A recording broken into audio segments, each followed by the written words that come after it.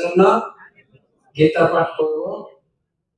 আমরা দেখি সমস্ত ধর্মে তাদের নিজের নিজের ধর্মশাস্ত্র পড়ে।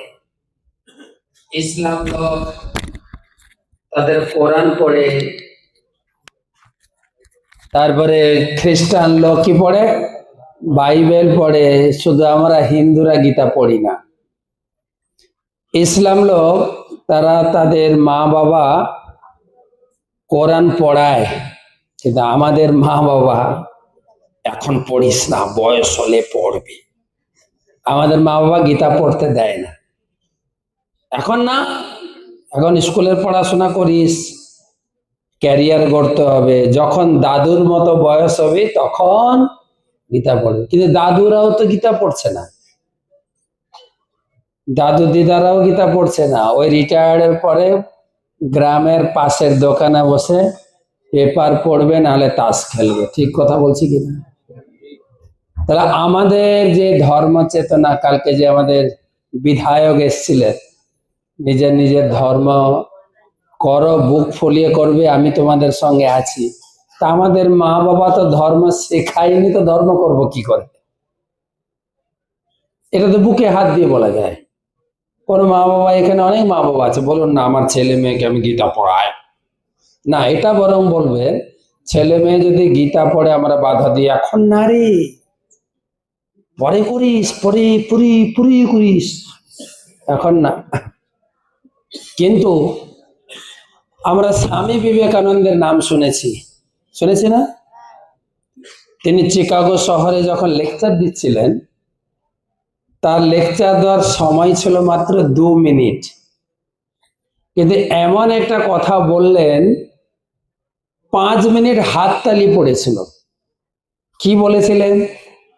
হে আমার American brothers and sister, American ভাই বোন, এই কথা শুনে আমেরিকানবাসী 5 মিনিট হাততালি বাজে। তোমরা একটা হাততালি লাগাও দেখি।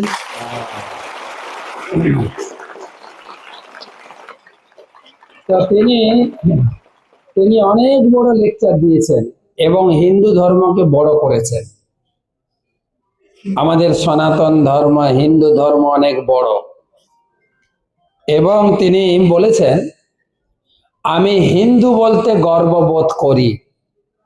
হায়রে বর্তমান সমাজ 5 বছর ভোটে জেতার জন্য আমাদের নেতা মন্ত্রীরা নিজের ধর্ম ভুলে গেছে, বরং মসজিদে গিয়ে দোয়া পড়বে, কোন মন্দিরে গিয়ে আরতি করবে তো উল্টো পাল্টা আরতি করে, সরস্বতী পূজার মন্ত্র বলবে তো উল্টো পাল্টা মন্ত্র। ঠিক না? বুম্বা বুম্বা ফুম্বা ফুম্বা ফুম্বা।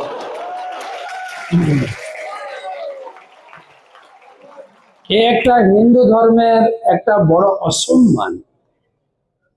আর আমাদের হিন্দু লোকেরা বলে সব ধর্মকে সম্মান করা উচিত, সব ধর্ম সমান। কে বলে? হিন্দুরা বলে। কোন মুসলিম ভাই বলবে না তা সব ধর্ম সমান। তারা কি বলে? আমার ধর্মটা শ্রেষ্ঠ। যেহেতু হিন্দু ধর্ম করে না, তাই বলে সব ধর্ম সমান। আমি গতকালকে একটা ক্লাসে বলছিলাম যে আমার এক পুরানো বন্ধু, ও ফোন করেছে, স্কুলের বন্ধু ছিল, লোকসভা ভোটের সময়, যে ভাই খুব খুব খুব খুব চিন্তায় আছি রে। কি হয়েছে তোর? বলে ইলেকশন চলছে। ইলেকশন চলছে, তুই কি ভোটে দাঁড়িয়েছিস নাকি? তুই বিধায়ক না এমএলএ না কে? না, কিছুই না। তো তোর এত চিন্তা কিসের? বলে তুই এই কথা বলতে পারলি? না বলার কি আছে? বলছে দেখ, তোমরা ধর্ম করো, কিন্তু এই বিষয়টা তোমাদের জানতে হবে। ক ক র র ম ম গ গ, তোমাদের গতবারে শুনিয়েছিলাম। বলছে কি এটা? আমি বললো কি এটা? ক ক র র ম ম। বলে তুমি ধর্ম করো এটা জানো না? ক ক র র ম ম গ গ। বলছে না তো। বলছে তুমি রামায়ণ পড়বে, দেখবে রাম রাবণকে মেরেছিল। র র মিলছে কিনা? রাম, তোমাদের বলতে হবে একটু আমার সঙ্গে। রাম রাবণকে মেরেছিল। তুমি ভাগবত পড়ো, কৃষ্ণ কাকে মারলো, ক ক মিলছে কিনা। তুমি ইতিহাস পড়বে, গ গ গান্ধীকে কে মারলো, গডস, নাথুরাম গডস, গ গ মিলছে কিনা। এবারে কয়েকদিন আগে আমেরিকান প্রেসিডেন্ট ছিলেন ওবামা, হ্যাঁ, এখন তো ট্রাম্প, আগে ছিল ওবামা। ও সামাটাকে মেরে দিল, ও ও মিলে গেছে, র র তারপরে ক ক তারপরে গ গ ও। এখন তো খুব টেনশনে আছি, ম ম মমতার মোদি, কাকে যে কে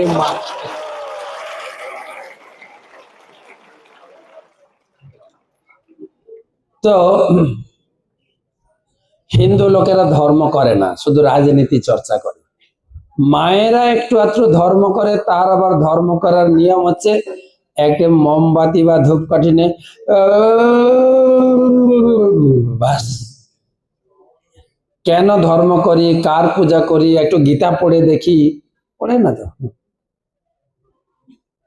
তাই বিবেকানন্দ দেব প্রতিষ্ঠা করেছেন, আমি হিন্দু বলতে গর্ববোধ করি, আমাদের ধর্ম হচ্ছে শ্রেষ্ঠ ধর্ম।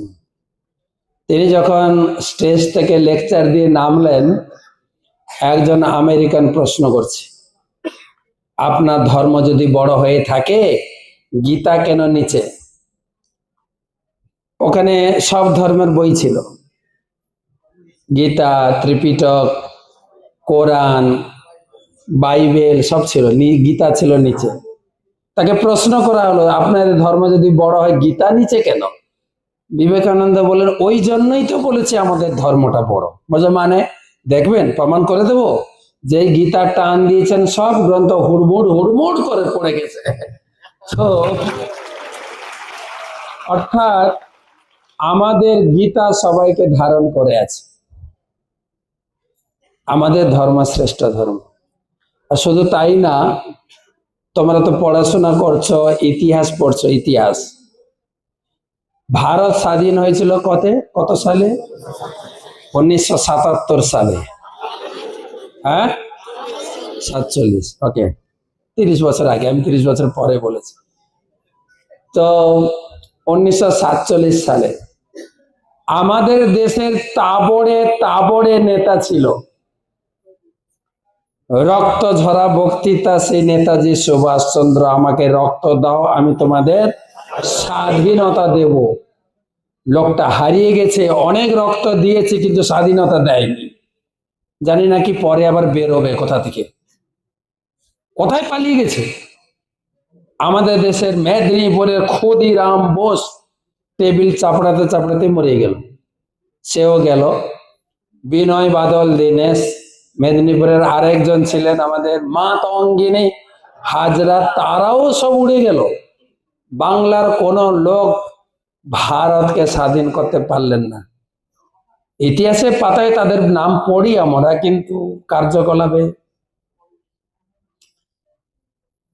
ভারত স্বাধীন করলেন কে, গুজরাটের একজন বুড়ো লোক, পাতলা বুড়ো, পাওয়ারফুল, চশমা পরেছেন, গায়ে কটা হাড় দেখা যায়, হাঁটু পর্যন্ত কাপড়, একটা লাঠি ঠুকে ঠুকে কাঁপতে কাঁপতে হাঁটে। সেই ভারত স্বাধীন করেছেন কে, মহাত্মা গান্ধী। এত তাবড়ে তাবড়ে লোক পারলেন না, উনি কি করে লাঠি ঠুকিয়ে ঠুকিয়ে ভারতকে স্বাধীন করলেন। না, বাম হাতে ছিল লাঠি, ডান হাতে ছিল গীতা, গীতার শক্তি। গীতার শক্তিতে তিনি ব্রিটিশ তাড়িয়েছেন। প্রভুপাদ যখন ব্রিটিশে প্রচারে গেলেন লন্ডনে, লন্ডনবাসী প্রভুপাদকে জিজ্ঞাসা করছেন, আপনি গরিব ভারতবর্ষ থেকে এসেছেন, আমাদের দেশ থেকে কি নেওয়ার জন্য এসেছেন। প্রভুপাদ উত্তর দিয়েছিলেন, আমি তোমাদের দেশে কিছু নিতে আসিনি, দিতে এসেছি। কেন, তোমরা চোর, ভারতকে 200 বছর শাসন করেছ, আর তারপরে লাস্টে চুরি করে এসছো, তোমাদের কাছে কিছু নেওয়ার নেই তো। কিন্তু তোমরা এত বোকা, ভারতের সব সম্পদ চুরি করলেও ভারতের অরিজিনাল সম্পদ চুরি করতে পারোনি। ভগবদ গীতার জ্ঞান আমি তোমাদের দেশে ফ্রি দেওয়ার জন্য এসেছি। তো আমরা ভারতবাসী গর্ব করা উচিত, আমাদের সংস্কৃতি আছে গীতা, গীতার জ্ঞান, সেটা 18টা অধ্যায় আছে। আমি কেবল পুরুষোত্তম যোগ পুরুষোত্তম মাসে পড়ব। আমি আগে বলেছি ভগবান খুবই সন্তুষ্ট হন যদি আমরা গীতা পাঠ করি, রাইট? তো ভগবান খুব খুশি হবেন। তাহলে সবাই 20টা শ্লোক পড়বো, কিন্তু যারা সামনে আছো তোমরা তো গীতা পড়া শিখেছ, বাংলায় লেখা আছে, আমার তালে তালে মিলিয়ে মিলিয়ে বলবে, ঠিক আছে? একসঙ্গে। শ্রী ভগবান বাচ ঊর্ধ্বমূলম অধঃশাখম অশ্বস্থং প্রাহুই অব্যয়ম ছন্দাংসি যস্য পর্ণানি যস্তং বেদ স বেদবিৎ। পরমেশ্বর ভগবান বললেন, একটা অশ্বস্থ গাছ আছে, অশ্বস্থ গাছ জানো তো, বট অশ্বস্থ, যার মূল হচ্ছে উপরের দিকে, শাখা প্রশাখা নিচের দিকে। এইরকম গাছ আমাদের পশ্চিমবঙ্গের দিদির আমলে আছে না দাদার আমলে আছে? যেই গাছের মূল হচ্ছে উপরের দিকে, শাখা প্রশাখা নিচের দিকে, এরকম গাছ দেখেছো?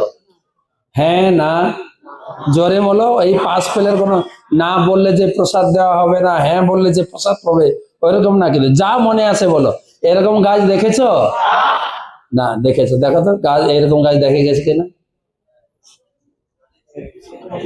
অরিজিনাল গাছ যদি পুকুর পাড়ে যাও, পুকুরে যখন তার ছায়া পড়ে উল্টো দেখায় কিনা? দেখায়? হ্যাঁ না? আগে না বললে এখন হ্যাঁ, তাই না? অর্থাৎ ভগবান বলছেন অরিজিনাল জায়গা হচ্ছে চিন্ময় জগৎ, আর আমাদের এই জগৎটা, যে জগতে আমরা বাস করছি, সেটা হচ্ছে ওই জগতের উল্টো প্রতিবিম্ব। আমাদের জগৎটা হচ্ছে উল্টো ছায়া, যেরকম গাছের ছায়া নদীতে বা পুকুরে পড়লে দেখায় না? আচ্ছা, এই ভগবান এই কথাটা বলছেন কেন?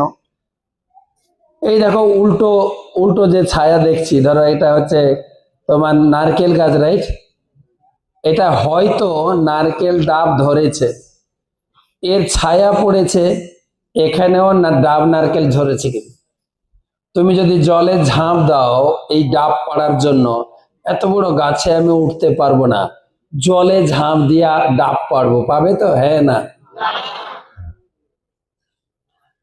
ধরো এখন আমের সিজন, আম গাছ একদম আম পেকেছে, সিঁদুরে টকটকে লাল আমগুলো ঝুলছে, তার প্রতিবিম্ব কিন্তু জলে পড়েছে, জলেও আম ধরছে, জলে আম আছে কিনা?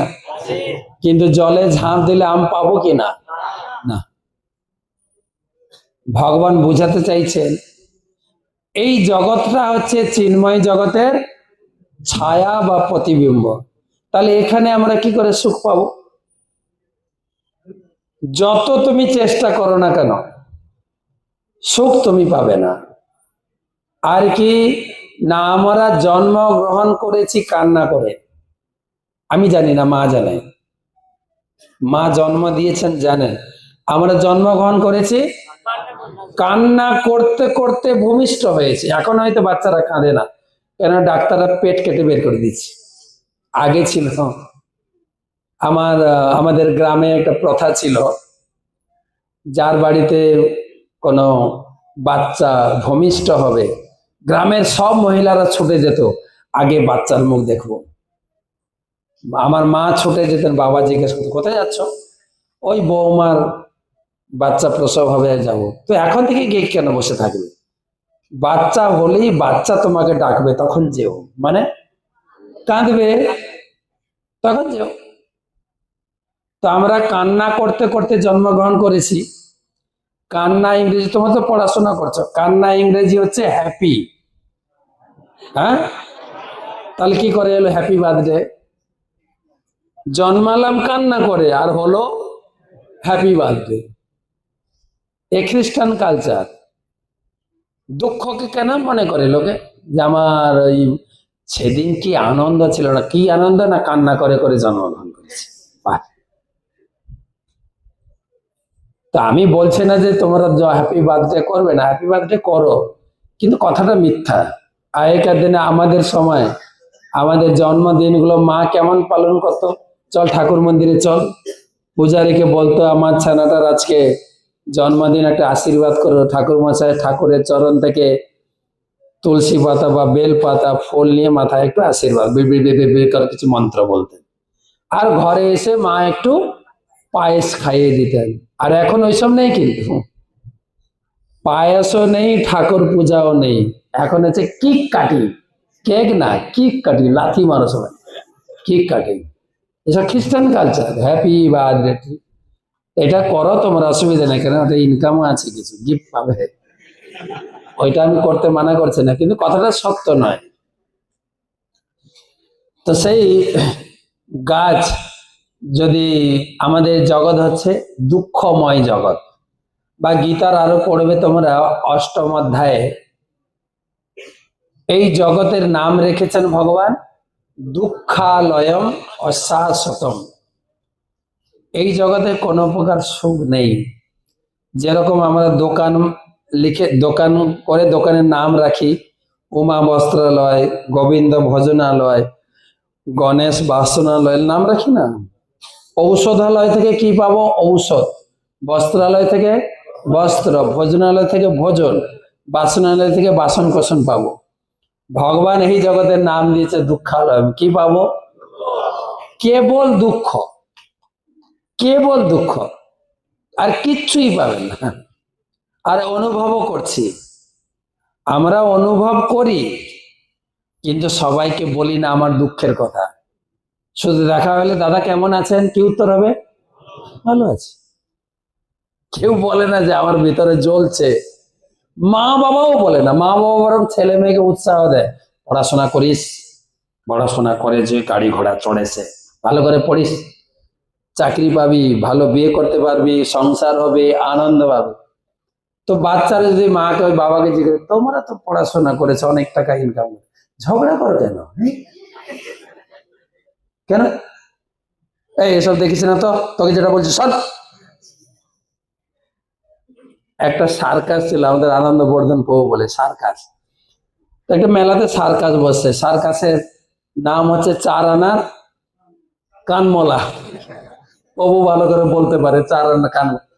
3 বন্ধু দেখছি আবার নতুন সার্কাস 4 আনার কানমলা, এটা কি গো, চল তো একটু দেখি। একটা বন্ধু গেছে টিকিট কেটে, কত টাকা টিকিট? 4 আনার টিকিট কেটে ঢুকেছে, পর্দার ভিতরে ঢুকে গেছে। দুজন বড় পালোয়ান ছিল, আচ্ছা করে কানটাকে মলে আচ্ছা করে পিটিয়েছে, পিটিয়ে ছেড়ে দিয়েছে। এসে বলছে কি দেখলি? যা দেখলাম ওটা বলার নয়, দারুণ। আমি যাই, হ্যাঁ যা না, যা যা। দ্বিতীয় বন্ধু আবার 25 পয়সা তাহলে 4 আনা টিকিট কেটে ঢুকেছে, ওকেও দিয়েছে আচ্ছা করে কানটা মলে দিয়ে আচ্ছা করে মেরেছে। ও চিন্তা করছে আগের বন্ধুটা মানে এগুলো করেনি, শুধু আমার করলো, কিন্তু আমার এই লজ্জার কথা কি করে বলি। বাইরে এসে কি দেখলি? দারুণ, কি বলবো আর, এটা না করলে তুই কিন্তু মিস করবি। প্রত্যেকে নিজের দুঃখটা শেয়ার করছে না, শুধু উৎসাহ দিচ্ছে। হ্যাঁ, যে চল আগে, চল আগে, সুখ আছে। প্রভুপাদ বলেছেন গাধা, গাধার উপরে মাথা, তার মাথার সামনে 1 ইঞ্চি দূরে একটু ঘাস ঝুলিয়ে রেখেছে। গাধা চিন্তা করছেন একটু হাঁটলেই ঘাসটা পাবো, ঘাসও পাচ্ছে না, যত হাঁটছে তত ঘাসও এগোচ্ছে। ঠিক আছে, তো সে সুখ নেই। সুখের মতো একটা কৃষকের বাড়িতে এটা একটা গাধা ছিল। গাধা দেখেছো তোমরা? দেখেছো? দেখি না দেখি, আমাদের বাবা যে ছোটবেলায় কতবার গাধা বলে গালি দিয়েছে, প্রতি কথায় গাধা নাকি বুঝিস না, ঠিক না? বাবার এটা একটা মুখস্থ বিদ্যা, গাধা। তো আমরা অনেকবার গাধা কথা শুনেছি। তো গাধা দেখতে হবে না, গাধার কাহিনীটা শুনো, ঠিক আছে? শুনবে নাকি? সবাই বলো তো, আমরা গাধা। সবাই বলো, আমরা গাধা। সবাই বলো, আমরা। তোমরা কেন গাধা হতে যাবে? বলো, আমরা গাধার কাহিনী শুনবো। নাহলে এরকম বলো, আমরা সবাই গাধা, কাহিনী শুনবো। তো একটা গাধা ছিল কৃষকের বাড়িতে। গাধা প্রচুর খাটে, প্রচুর খাটায় ও, কিন্তু মালিক সন্তুষ্ট না, পিটায় খুব। তো হতে হতে ওই মালিক যখন একটু ঘুমায় বা বিশ্রাম নেয়, গাধাটা একটু রেস্ট পায়, ঘরের বাইরে বসে থাকে। আর ওখান থেকে একটা বন্ধু হয়ে গেছে কাঠবিড়ালি, গাছের চালে ছিল, বন্ধ হয়েছে, সুখ দুঃখের কথা শেয়ার করে। কেমন চলছে তোমার? কাঠবিড়ালি জিজ্ঞাসা করছে।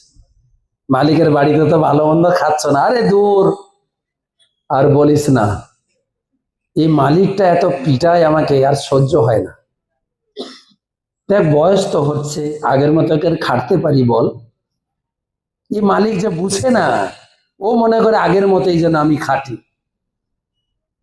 আর সহ্য হচ্ছে না। ওর দুঃখ দেখে কাঠবিড়ালির চোখে জল এসে গেছে। বলছে, ভাই একটা কথা বলি, তোর যদি এখানে পছন্দ না হয়, তুই তো ভাই খেটে খাস, এই জায়গা থাকতে হবে এমন কোনো মানে নেই। অন্য কোনো মালিকের বাড়িতে চল, ওখানে গিয়ে খাটবি খাবি। এত কিসের আমাদের, আমরা কারো গোলাম নই, বলে না লোকে? চল ওখানে যাবে। বলছে, না রে, একটা কারণে যেতে পারছে না। বলছে, কি কারণ? না, এই বাড়িতে একটা কচ্ছি সুন্দরী মেয়ে আছে, হ্যাঁ, কিন্তু অলস, কাজ করে না। ওর মা যখন শাসন করে না, বলে, হ্যাঁ, বেয়াদব মেয়ে, কাজ বাজ শিখছ না, অলস, গাধার সঙ্গে বিয়ে দিয়ে দেবো, সেই অপেক্ষায় আছে। আমরা ওই অপেক্ষায় আছি, কিন্তু চাকরি হবে, একটা মেয়ে বিয়ে করবে, অপেক্ষায় থাকো। গাধার বিয়ে হবে না। সুখের সুখের হাত ছেড়ে গো, কিন্তু আর সুখ নেই গো।